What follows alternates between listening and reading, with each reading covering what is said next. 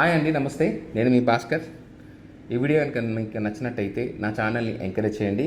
And మీ అందరికీ తెలుసు, పోయిన నెల జరిగిన ఒక దారుణం ప్రపంచ ఏవియేషన్ ఇండస్ట్రీకి అదొక మచ్చలాగా మిగిలిపోయింది. అసలు ఆ యాక్సిడెంట్ ఎలా జరిగిందని ఎన్నో పరిశోధనలు చేయడం జరిగింది. ఇంచుమించు 260 మంది సజీవ దహనమయ్యారు. వాళ్ళ బాడీని గుర్తించి వాళ్ళ ఫ్యామిలీకి అప్పగించడానికి DNA టెస్టులు జరపాల్సి వచ్చింది. ఆ యాక్సిడెంట్ అయిన ప్లేస్లో బ్లాక్ బాక్స్ ఏదైతే ఉందో దాన్ని కలెక్ట్ చేసి అందులో ఉన్న ఇన్ఫర్మేషన్ని శోధించి రీసెర్చ్ చేసి ఫైనల్గా ఒక రిపోర్ట్ అనేది అందజేయడం జరిగింది. దీన్ని అందజేసిన సంస్థలు ఏదంటే మినిస్ట్రీ ఆఫ్ సివిల్ ఏవియేషన్, అదేవిధంగా AAIB అంటే air craft accident investigation bureau. వీళ్ళు చిన్న చిన్న విషయాలు కూడా కూలంకషంగా చర్చించి దాన్ని రీసెర్చ్ చేసి రిపోర్ట్ అనేది ఇవ్వడం జరిగింది. వీళ్ళకు లభించిన బ్లాక్ బాక్స్లో ఏముందంటే 2 పైలట్స్ అండి. ఆ 2 పైలట్స్ పేరు ఏంటంటే, ఒక అతని పేరేమో సుమిత్ సబర్వాల్, ఇంకొక అతని పేరేమో క్లేవి కుందర్. అయితే సీనియర్ పైలట్ ఎవరైతే ఉన్నారో తను ఒక క్వశ్చన్ వేశాడు, ఏంటంటే why didn't you cut off. దానికి జూనియర్ ఏమన్నాడంటే ఐ డిడ్ంట్, అంటే నువ్వు ఎందుకు ఫ్యూయల్ని కట్ ఆఫ్ చేసావని చెప్పి క్వశ్చన్ చేయగా దానికి జూనియర్ నేను కట్ ఆఫ్ చేయలేదు అని ఆన్సర్ చేశాడు. అప్పుడు జూనియర్ కట్ ఆఫ్ చేయలేదు, మరి ఎలా పడిపోయింది అది? ఫ్యూయల్కి సంబంధించింది ఏదైతే పెట్రోల్ సప్లై చేస్తుందో అది కట్ ఆఫ్ అయిపోయింది. దాన్ని బంద్ చేసింది ఎవరు?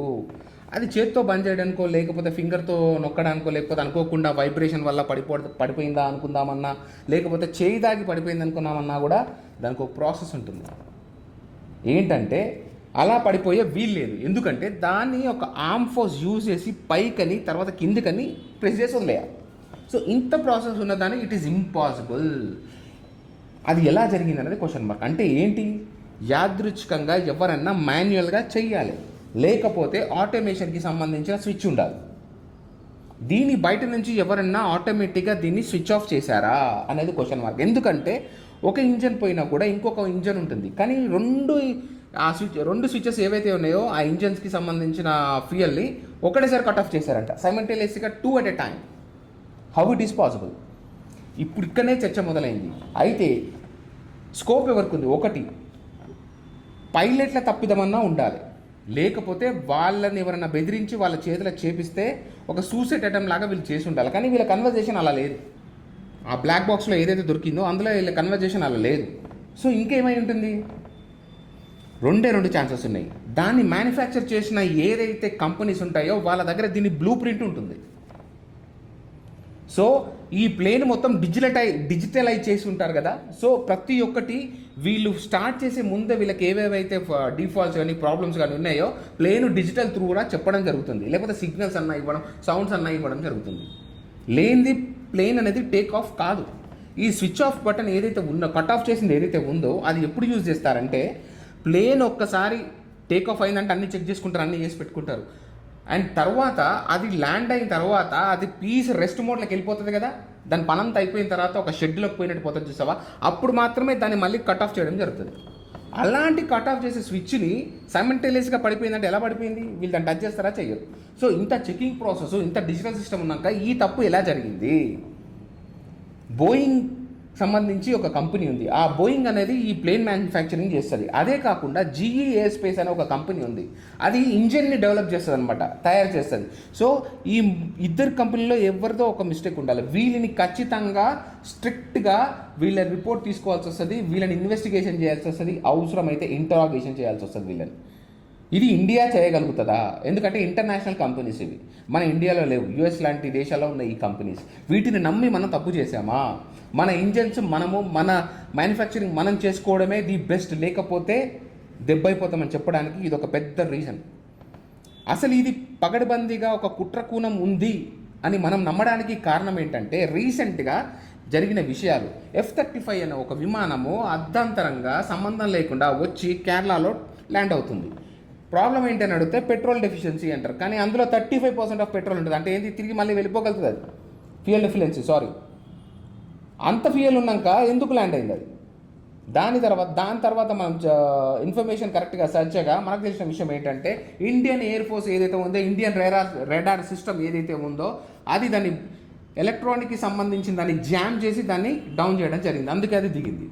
సో దీని తర్వాత ఇది పక్కన పెడితే రెడ్ సీ మీకు ఐడియా ఉంటుంది. ఆ రెడ్ సీ దగ్గర చైనాకి సంబంధించిన ఒక షిప్, వార్ షిప్ అనేది ట్రావెల్ చేస్తుండగా పైనుంచి ఒక జర్మన్కి సంబంధించిన ఎయిర్ క్రాఫ్ట్ వెళ్తుంటే ఆ ఎయిర్ క్రాఫ్ట్ని లేజర్ బీమ్తో డిస్ట్రాయ్ చేద్దామని చూసింది చైనా. ఇది నిశ్చితంగా జర్మన్ వాళ్ళు కన్ఫర్మ్ చేసి చెప్పారు. అసలు ఏం జరుగుతుంది ప్రపంచంలో అనేది బిగ్ క్వశ్చన్ మార్క్. ఇంతకుముందు కూడా ఇలాంటివి చాలా జరిగాయి. బోయింగ్ అనే ఒక సంస్థ ఏదైతే ఉందో వాళ్ళకి సంబంధించిన విమానాలు అడపాదడపా ఏదో ఒక చిన్న ప్రాబ్లమ్స్ వల్ల ఆగిపోవడము, ఉండిపోవడము, చిన్న చిన్న రెక్టిఫికేషన్స్ రావడం జరుగుతుంది. అసలు ఇక్కడనే ఈ బ్లూ ప్రింట్ తీసుకొని ఎవరైనా దుండగులు మన మీద అటాక్ చేశారా, మన సివిలియన్స్ ప్రాణాన్ని తీసుకున్నారా అనేది క్వశ్చన్ మార్క్ కాదండి, కన్ఫర్మేషన్ అవ్వాల్సి ఉంది. ఎందుకంటే మనం డిక్లేర్ చేయలేము. ఎందుకంటే ఇప్పుడు ఏదైతే ఈ ఇన్వెస్టిగేషన్ సంస్థ ఉన్నదో వాళ్ళు ఇంకొక సంవత్సరం కావచ్చు, సంవత్సరంన్నర కావచ్చు టైం తీసుకొని వాళ్ళు చెప్పడం జరుగుతుంది.